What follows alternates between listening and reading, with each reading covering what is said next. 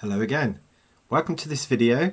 It's about a Sharp Radio double cassette recorder, and as you can see it's looking a little bit dirty. I've just received this in the post and it was a item I bought on eBay for under £10. I believe it was about £8.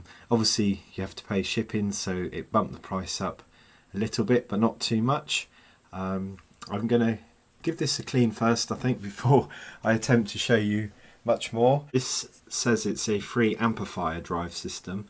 I believe what it means is it's the two amplifiers for the left and right stereo channels and an extra amplifier for the extra bass. So I believe that's what that means. I'm not too sure on the actual year that this came out. It would have been definitely late 80s. So I think we'll go with that for now, and if someone could let me know on the comments, that would be good. So let's just power this on and see if it does power on, if I've been sold a dud or not.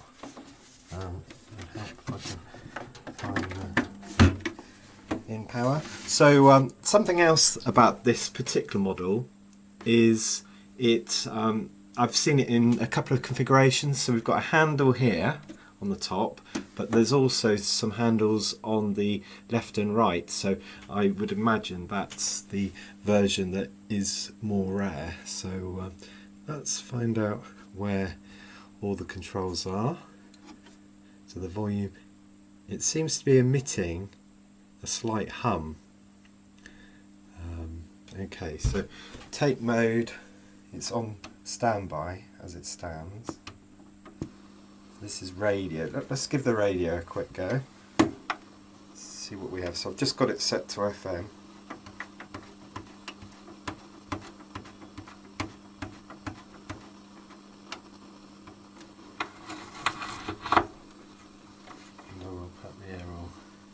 Now the aerial, first problem is the aerial needs to be tightened because it doesn't want to stay up on its own. Let's just put it like that. Okay.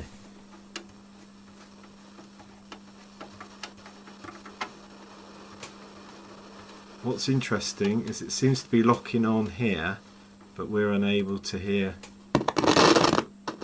It's making eyes. Oh, here we go. So it's got a graphic equalizer.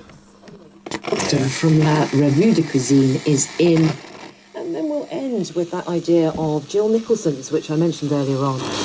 Jill points out that in Hours, the film from which Glass's music comes... okay, so the first thing I can see there is we need some cleaner for these switches. Well, not switches, for the gliders. So that's probably expected. Also, I think that this particular model was in someone's garage or outside workshop because there was quite a bit of dust. There were a few sort of flies and things, so it was probably a garage radio in the end, or just used as a radio. So let's move away from radio. There is a CD line in, which is really good actually on something like this. So you can see a left and right phono in. It says there mix mic, so maybe you can sing along. So that's really good to have that, because a lot of these had the output but they didn't have the input, so you could really get away with using it today and just having it linked to an external source like a phone or an iPod or something. So okay, let's put it into standby for tape, and it's got up here dubbing speed, normal and high. The actual tape normal or chrome, so no metal option. There's also tape 1, tape 2 playback. Yes, so that is referring to the metal tape or normal tape. Here we have a tape mode, so this switch here, there's a continuous play, so it'll play from one cassette to the other once it reaches the end of one, and you can just isolate which ones you want to play, so you can either use the 2 or the 1 to do the playback. Also there's a dubbing function, so that's your tape to tape function there. So it's got FM mode, stereo mono, so that's if you're in a weaker area, and beat cancel, not too sure there. So we've got headphone socket there, there's surround speakers, I think, yes, left and right, so can even power more speakers. So that's quite good. So let's look at the front. So we saw these indicator lights, so you have the power, which probably come on if I do that. I can hear it doing something. Okay, so we've got no cassettes in there at the moment. There's a surround switch there. It's also extra bass. Okay, so that's the thing I don't like at the moment is I can hear a hum. So I would imagine that's not really normal. So I would be best to have a look at the power supply board and find out why that's humming. I'll just turn that off again. Yeah, so that's definitely a hum, a mains hum I can hear when I turn this on. Okay, so let's just eject. So eject is there, and I've got a couple of tapes. Now these are very old tapes, don't mind risking these. So there's one that's a commentary on there, and there's one that was recorded off the radio of a live concert, so hopefully they will go in. Okay, so 1 and 2 at the back, and 2 looks like to be the one that allows you to record as well. So let's just go to 1 on the switch and press play. Do we hear anything? Do you think that? Not really, David. I think it's at 8-0. I was sitting there thinking, well, what's happening? I've played so well throughout the There you go. So you might recognise that voice as Dennis Taylor. It was a match in England, and it was a contest between him and Steve Davis in the final of the World Championships, and it went down to one final frame. Even that last break off there, Steve. And he managed, unbelievably, to beat Steve Davis, who was world #1 at the time, and he won the championship. So he used to wear these really big oversized glasses when he was playing. That's what I can remember. So yeah, so that seems to be playing. So let's see if it now just switches straight over to tape 2. Oh, okay, it won't let you do it while it's playing. Let's stop. Let's select it now.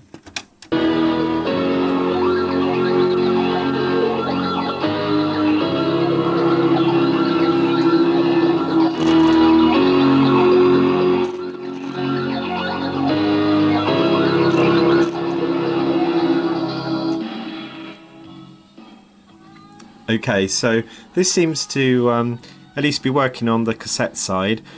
I will need to clean the heads of the cassette.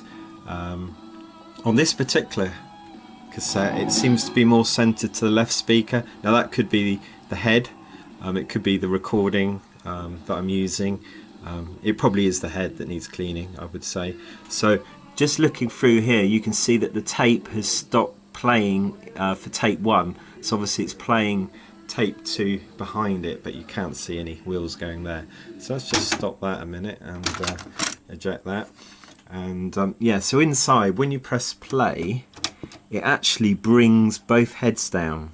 So it brings both heads down, but only drives the transport for one of those cassettes. So be it the well, it can do 2 obviously if it's doing the dubbing, but normally you might just be doing 1 at a time. So so that looks like it just drives the tape in question, and also the switch here would just switch the output from the head to the amplifier, so you hear either tape 1 or tape 2. Now there's something I did notice here, and that's the record button there looks to be slightly indented, so I don't know if it still lets you record. It looks like it's been forced down hard at one stage, so that's why it's not lined up, but maybe it just needs to be bent back there. So I'm not too concerned with that, and I probably won't be making any new recordings with this either. So yeah, so that's just a quick overview of this this cassette recorder. I'll just spin it round so you can have a look. Inside the battery compartment there's room for lots of batteries, and it takes 8 of the big 1.5 cell batteries. There's a little bit of corrosion in there, so that's just, doesn't look too bad actually. I have given it a little clean. So it's been switched on for a few more minutes, and the sound of the hum has gone away. It has been maybe not used for quite a while, so maybe that's the issue there. It'll be interesting actually if anyone who's got one of these can tell me if theirs does the same thing when they power it on.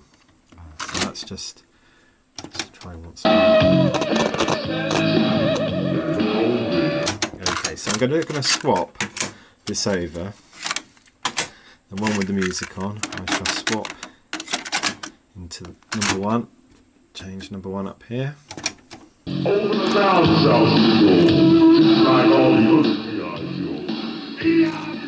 Okay, so it seems to be driving the both speakers.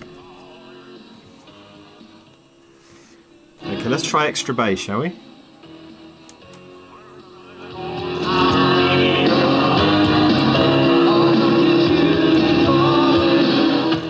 I can feel it just gets slightly more bassy, but it's not much. Obviously it's not a supersonic tape in here, it's a recording off an FM radio that was made quite a few years ago, so that's why it probably doesn't sound great. Okay, so this is a tape from the time, the KLF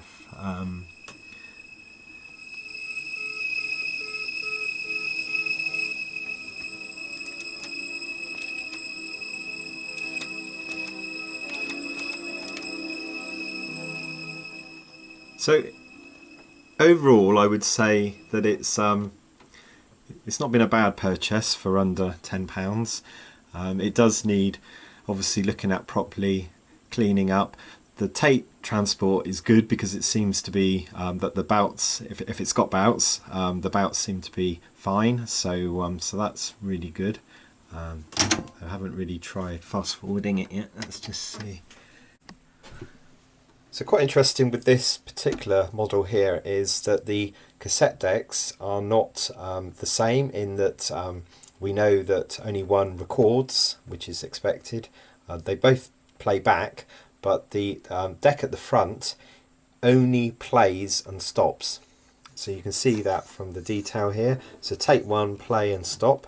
So while it's in tape 1 mode here, we can try to forward and rewind, but it doesn't let you, it kind of blocks you from doing that.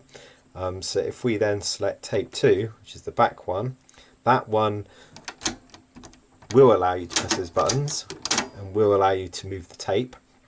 So if you wanted to fast forward to a particular track with tape 1, you would have had to have taken it out and put it into the tape 2 position. So not a big problem. I would imagine that this was really only useful for doing tape to tape, and for maybe if you were having some background music and you just wanted it to play the whole tape on, or one side of one tape on tape 1 and then the whole side of tape 2, then you could have done that. So that's what the continuous play option is. It doesn't have auto reverse, so that's worth noting with this model. I don't know if later ones did have, they may have. So yeah, so that's quite interesting there. The combination changes depending on which tape you select. Thank you very much for watching. Bye for now.